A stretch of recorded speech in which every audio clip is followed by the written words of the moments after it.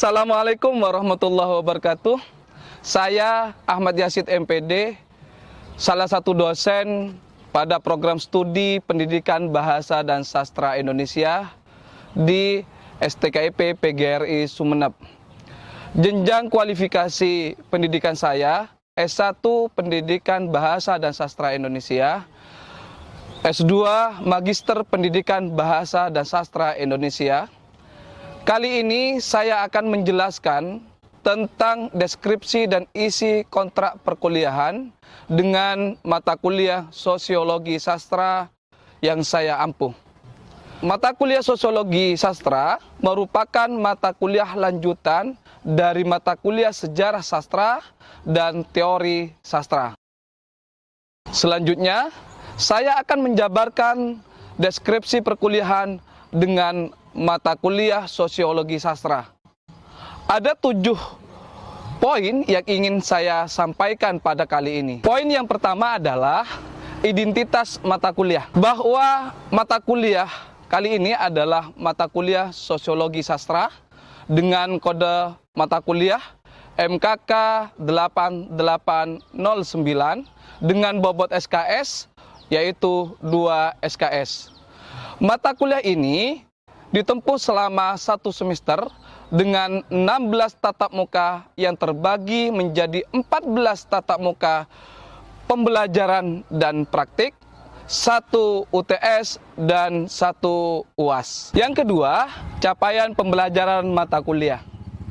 Selesai mengikuti perkuliahan, mahasiswa diharapkan mampu memahami dan menerapkan tahapan-tahapan karya sastra mengenai teori sosiologi sastra, di antaranya sosiologi pengarang, sosiologi karya sastra, sosiologi pembaca, sosiologi penerbitan, kritik Marxis, strukturalisme genetik, dan hegemoni Gramscian. Mampu mengaplikasikan teori sosiologi sastra dalam mengkaji karya sastra. Memiliki kompetensi soft skill, baik interpersonal skill, meliputi kemandirian mahasiswa dalam berpikir kritis dan analitis, maupun interpersonal skill, yaitu meliputi kerjasama dalam tim, baik komunikasi tim. Deskripsi mata kuliah dan organisasi materi. Mata kuliah Sosiologi Sastra adalah mata kuliah yang sifatnya teoritik dan aplikatif, berisi tentang pembahasan dasar-dasar sosiologi dan penerapannya. Dalam penganalisisan karya sastra, maka mata kuliah ini untuk membekali mahasiswa dengan beberapa teori dalam sosiologi sastra, seperti sosiologi pengarang, sosiologi karya sastra, sosiologi pembaca, sosiologi penerbitan, kritik sastra Marxis, dan strukturalisme genetik. Dalam perkuliahan akan dibahas secara umum mata kuliah Sosiologi Sastra terdiri dari 1. Konsep dasar sosiologi sastra. 2. Klasifikasi masalah sosiologi sastra. 3. Tokoh-tokoh dan teori sosiologi sastra. 4. Teori sosiologi sastra diantaranya sosiologi pengarang, sosiologi sastra, sosiologi pembaca, sosiologi penerbitan, kritik sastra Marxis, dan strukturalisme genetik. Dari 4 poin tersebut akan diperinci dalam setiap pertemuan perkuliahan.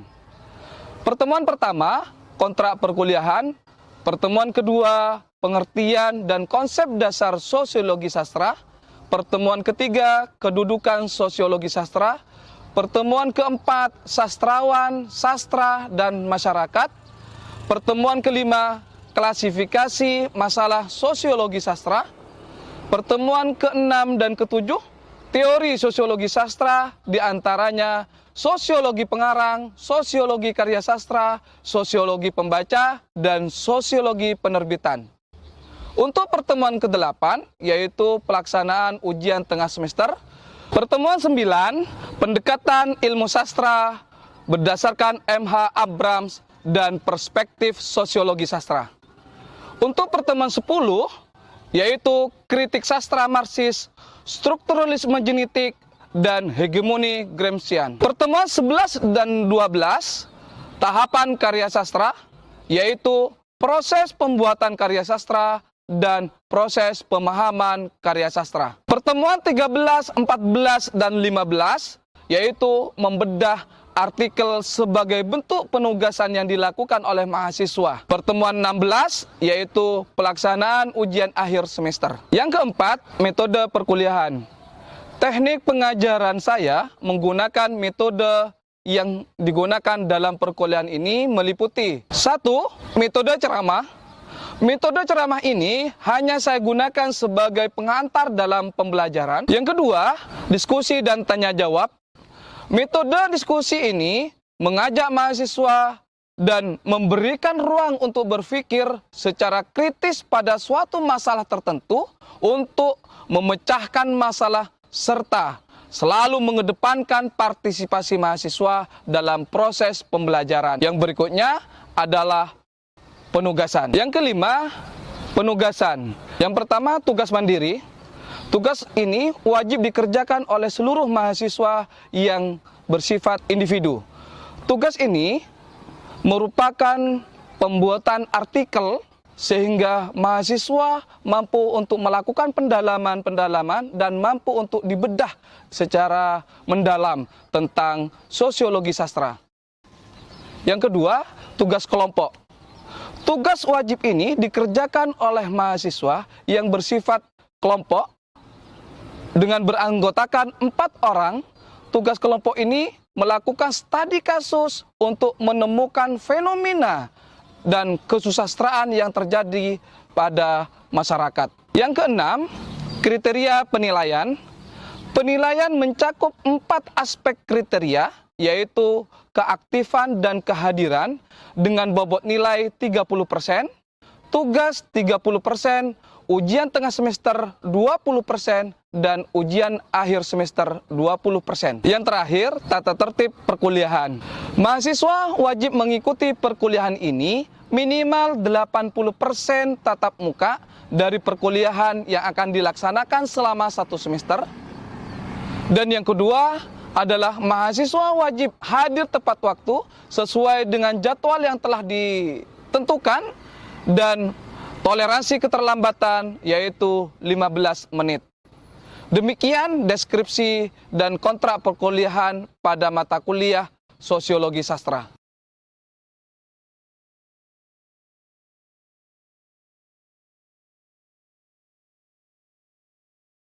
Baik, kita bisa mulai. Assalamualaikum warahmatullahi wabarakatuh. Bagaimana kabar kalian?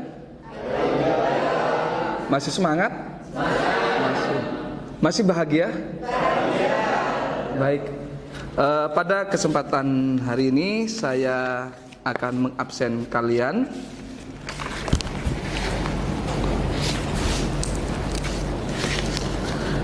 Ishak, hadir. Nurul, hadir.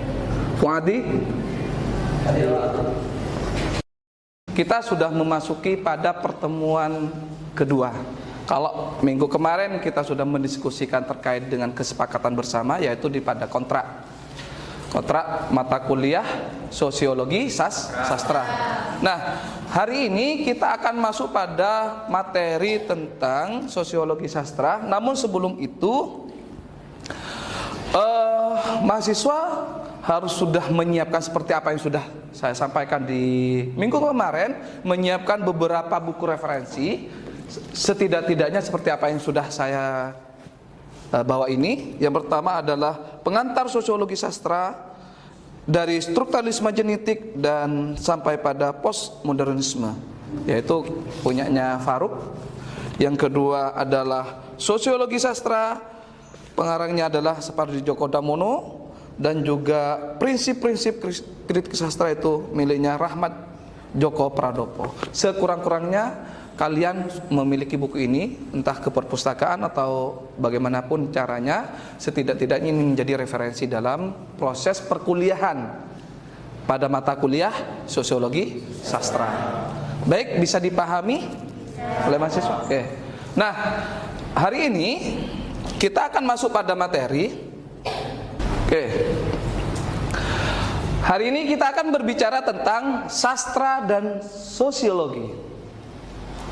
Bahwa ada dua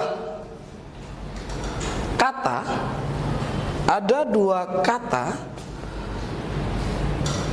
yaitu sastra dan sosiologi. Tentu sastra dan sosiologi itu adalah dua ilmu yang terpisah. Sastra itu memiliki makna tersendiri, sementara sosiologi memiliki makna tersendiri. Ya.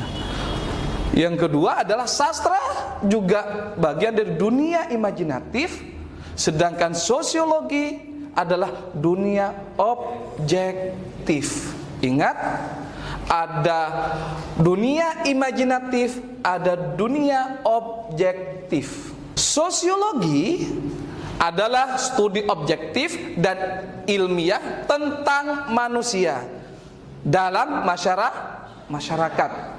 Nah, telaah tentang lembaga dan proses sosial. Nah, berbicara tentang masyarakat,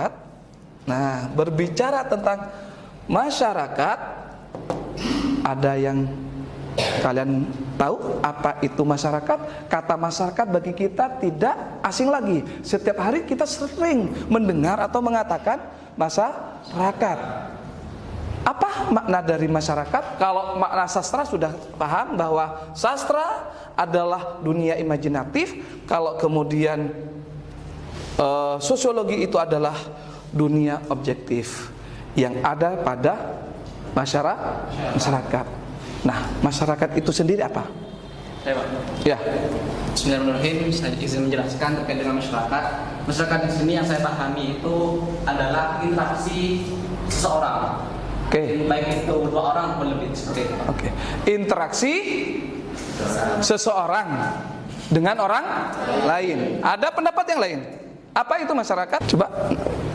Hubungan timbal balik antara satu individu dengan individu yang lain ataupun dari satu individu dengan kelompok. Oke. Baik.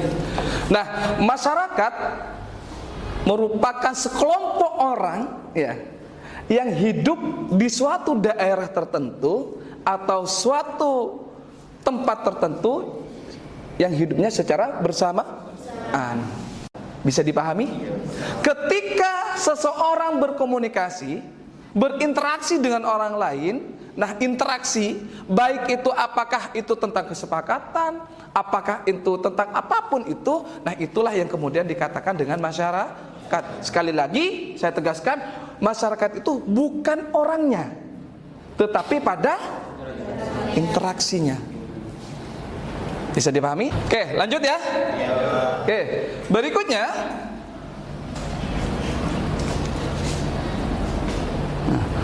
adalah sosiologi sastra berkembang pesat sejak penelitian-penelitian yang memanfaatkan teori strukturalisme ya, dianggap mengalami kemunduran.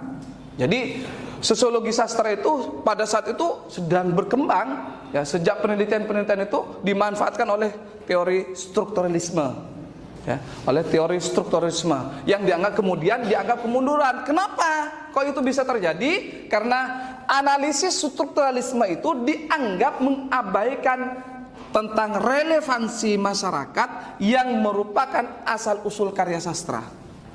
Jadi strukturalisme itu kurang tepat kita gunakan di dalam masyarakat, sehingga relevansi masyarakat itu ya tentu kemudian apa, relevansi masyarakat yang merupakan asal usul sastra itu kemudian teori strukturalisme itu mengabaikan gitu loh. Maka kemudian karya sastra ditulis oleh pengarang secara individu atau anggota masyarakat, karena pengarang juga bagian dari masyarakat, karena pengarang juga berinteraksi dengan orang lain. Berikutnya, karya sastra hidup dalam masyarakat, menyerap aspek-aspek yang terjadi di masyarakat. secara tidak langsung bahwa sastra juga punya kehidupan, ikut andil di dalam kehidupan masyarakat. Kenapa? Karena sastra memotret hal apa saja yang terjadi di dalam masyarakat. Kemudian hasil dari karya itu sendiri kemudian kembali lagi kepada masyarakat untuk dinikmati hasil dari apa yang menjadi potret oleh sastra itu sendiri. Bisa dipahami kira-kira? Lanjut ya. Oke.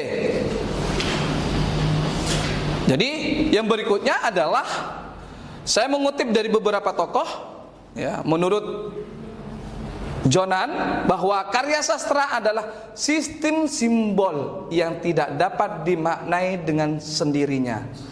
Artinya apa? Bahwa sastra itu merupakan simbol-simbol yang menjadi tanda maupun penanda di dalam suatu karya sastra itu sendiri, tentu tidak bisa berdiri sendiri. Ya, tidak dapat dimaknai dengan sendirinya. Karena apa? Karena harus ada pengertian asal usul atau latar belakang yang tidak ada karya sastra yang murni dari pikiran penulis. Kenapa? Karena penulis juga bagian dari masyarakat, kemudian itu memotret, merekam apa yang terjadi di dalam masyarakat. Makanya kemudian tadi teori strukturalisme itu mengalami kemunduran, karena tidak melihat itu loh. Sehingga sastra itu harus ada pengertian dari asal usul, yaitu apa? Ada latar belakang, ya. Terus kemudian tidak adanya karya sastra yang murni, maka butuh yang namanya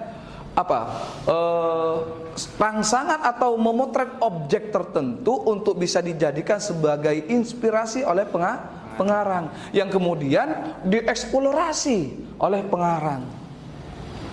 Gitu loh. Bisa dipahami kira-kira? Ada pertanyaan?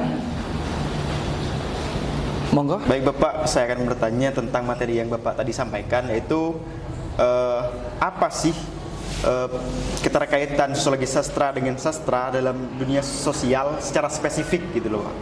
Karena kita juga Bapak juga jelaskan tadi bahwa karya sastra tidak pernah terpisah dari masyarakat gitu loh. Mungkin hanya itu yang dapat saya tanyakan. Udah? Iya, udah. Oke, baik. Ada teman kalian yang bertanya tentang apa Pak keterkaitan antara sastra dengan masyarakat. Sebelum Bapak menjelaskan, barangkali ada di antara kalian yang ingin membantu saya untuk menjawab. Saya Pak. Monggo silakan. Ya, tadi pertanyaannya kan apa sih keterkaitan antara sastra dengan masyarakat? Nah, tentunya ada, karena proses lahirnya sebuah sastra itu tidak lepas dari yang namanya masyarakat. Nah, seperti yang sudah dijelaskan tadi bahwa tidak ada karya sastra yang murni lahir dari pemikiran si pengarang, tapi juga ada latar belakang sosio dan budaya. Seperti halnya contohnya puisi karya Taufik Ismail yang judulnya Sebuah Jaket Berlumur Darah, yang ketika kita baca tentunya hal itu dilatar belakangi oleh keadaan Indonesia pada saat itu. Nah, ketika ada pertanyaan seperti itu, tentu karya sastra tidak bisa lepas dari yang namanya masyarakat. Karena lahirnya sastra dari masyarakat, dan setelah sudah menjadi karya sastra akan kembali lagi ke masyarakat untuk dijadikan entah itu pelajaran, motivasi, inspirasi dan lain sebagainya. Terima kasih Pak. Oke. Baik, ada lagi? Saya Pak. Ya, monggo silakan. Oke, baik. Saya akan menanggapi tentang pertanyaan relevansi antara sosiologi sastra dengan masyarakat. Jadi antara sosiologi sastra dengan masyarakat itu sangat-sangat relevansi, sangat-sangat berhubungan. Nah, kenapa saya bilang begitu? Karena kita perlu ketahui terlebih dahulu, sosiologi itu objektivitas. Jadi masyarakat itu merupakan objek dari sosiologi. Nah, terus ada yang namanya sastra. Sastra itu adalah imajinatif. Jadi sifatnya bersifat imajinasi. Ketika kita untuk mengetahui contoh konkret antara relevansi antara sosiologi sastra dengan dengan masyarakat, yaitu kita lihat adanya komponen kehidupan karya sastra, yang mana itu ada yang namanya karya sastra, pengarang, dan realitas. Jadi ketika ada pengarang ingin membuat karya sastra, maka ada dua komponen, yaitu ada yang namanya realitas sosial dan imajinasi, yaitu adalah sifat dari karya sastra. Makanya antara sosiologi sastra dengan masyarakat itu sangat-sangat relevansi untuk membuat karya sastra. Baik, sungguh luar biasa tanggapan dari Mbak Nurul, dari Mas Hasim. Itulah beberapa jawaban dari pertanyaan Mas Ishak. Seperti apa yang sudah saya lengkapi barusan, mohon untuk difahami secara mendalam tentunya dengan beberapa referensi yang sudah saya sampaikan barusan. Baik, selanjutnya kita dari pembicaraan kita yang sudah kita bahas, dari apa itu sosiologi, apa itu sastra, maka kita dapat menarik kesimpulan bahwa yang pertama adalah pemahaman terhadap karya sastra itu dengan mempertimbangkan aspek-aspek kemasyarakatan. Ya, sekali lagi, mempertimbangkan aspek-aspek kemasyarakatan yang ada di dalam karya sastra. Kenapa? Karena seperti tadi yang sudah disampaikan oleh Mbak Nurul, oleh Mas Hasim dan Ishak, bahwa tidak lepas dari yang namanya masyarakat. Makanya kemudian lahirlah beberapa teori, yang salah satunya ada teori mimesis. Ya. Yang kedua adalah pemahaman terhadap karya sastra sekaligus dengan masyarakat yang melatar belakangnya. Jadi pemahaman terhadap suatu karya sastra itu harus dilatar belakangi dengan masyarakat. Lagi-lagi tidak bisa lepas dari masyarakat. Yang ketiga, sosiologi sastra adalah kajian terhadap hubungan, ya, kajian terhadap hubungan dialektik antara sastra dengan masyarakat. Sekali lagi, sosiologi sastra adalah mengkaji terhadap hubungan dialektik antara sastra dengan masyarakat, masyarakat dengan sastra, sastra dengan masyarakat. Kalau sastra dengan masyarakat berarti bagaimana sastra bisa memotret terhadap kehidupan yang terjadi dalam suatu masyarakat. Tapi masyarakat dengan sastra, bagaimana masyarakat itu bisa menikmati atau bisa membaca, bisa mempelajari, bisa ya menikmati dan lain sebagainya terhadap hasil suatu karya sastra. Baik, bisa dipahami kira-kira? Kita lanjut pada poin berikutnya, yaitu tentang tahapan karya sastra. Bahwa karya sastra itu tentu tidak kemudian ujuk-ujuk jadilah karya sastra, tetapi ada beberapa tahapan-tahapan yang harus kita ketahui bersama. Bahwa sastra itu butuh proses, gitu loh. Nah, apa saja proses yang pertama itu? Ya. Proses pembentukan karya sastra itu yang pertama adalah pengarang dengan pengetahuan intersubjektivitasnya. Sekali lagi, dengan berdasarkan pada intersubjektivitasnya, bahwa pengarang harus seobjektif mungkin dalam memotret, merekam suatu peristiwa-peristiwa yang terjadi di dalam masyarakat, ya.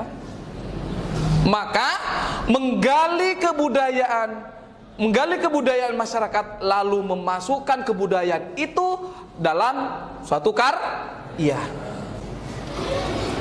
Baik, bisa dipahami kira-kira? Baik, ada pertanyaan. Monggo, silakan. Baik Pak, saya izin bertanya terkait dengan sastra dan komponen sastra tadi. Apakah benar bahwa sastra itu tidak ada yang murni seperti itu Pak? Terus bagaimana semisal sastra itu sifatnya terlalu imajinatif? Semisal contoh saja manusia itu mempunyai kekuatan yang maha dahsyat, maha dewa seperti itu, bisa menyaingi Tuhan. Contoh sederhananya semisal manusia itu mampu meluluhlantakkan surga serta membakar neraka lah, seperti itu. Terus bagaimana itu? Kan itu tidak sesuai dengan komponen sastra itu tadi Pak. Sastra kalau nggak salah itu komponen yang nomor 4, yaitu realita sastra. Terus bagaimana itu? Apakah itu tidak menyalahi terhadap karya sastra itu sendiri, Pak? Oke. Ya, Sudah? Baik. Ini pertanyaan luar biasa, sudah mulai mendalam, berarti tanda-tanda Anda saat ini sudah paham terhadap suatu karya sastra, sehingga pertanyaan sudah cukup mendalam, bahwa karya sastra apakah kemudian sesuai dengan tahapan-tahapan barusan. Bagaimana dengan karya sastra yang lahir, yang kemudian jauh dari rahimnya, katakanlah, maka tentu karya sastra memiliki beberapa aliran-aliran. Ya, sastra itu memiliki beberapa aliran. Pengarang itu, ya, pengarang itu mempunyai body language sendiri-sendiri. Tentu kalau kemudian kita bandingkan pengarang Djoko Pinurbo umpamanya, yang puisinya berbicara tentang Winkah, yang berjudul dengan Winkah. Baik, bisa dipahami kira-kira? Kesimpulannya bahwa dari pertanyaan masnya tadi, bahwa pengarang termasuk karyanya memiliki aliran-aliran masing-masing, yaitu ada aliran absurd dan ada aliran surrealis, dan masih banyak juga aliran-aliran yang lainnya. Tentu baik itu punyanya Sutarji Kalsumbahri, Djoko Pinurbo, ya, nah, Taufik Ismail dan lain, itu memiliki paham mahzab masing-masing. Maka pembaca harus cerdik untuk memahami itu semua, mampu untuk menginterpretasi, ya, maka tidak secara tanda kutip secara telanjang, maka membutuhkan pemahaman teori-teori lainnya. Baik, saya rasa waktu kita tidak terasa, tiba-tiba sudah selesai. Namun mudah-mudahan apa yang sudah kita diskusikan mulai tadi membuahkan hasil dan kebermanfaatan bagi kita dalam rangka untuk pendalaman ilmu sosiologi sastra. Baik, sebelum kita akhiri, saya akan memberikan tugas bagi kalian untuk melakukan identifikasi problem-problem yang terjadi di masyarakat. Karena kalian itu bagian dari masyarakat.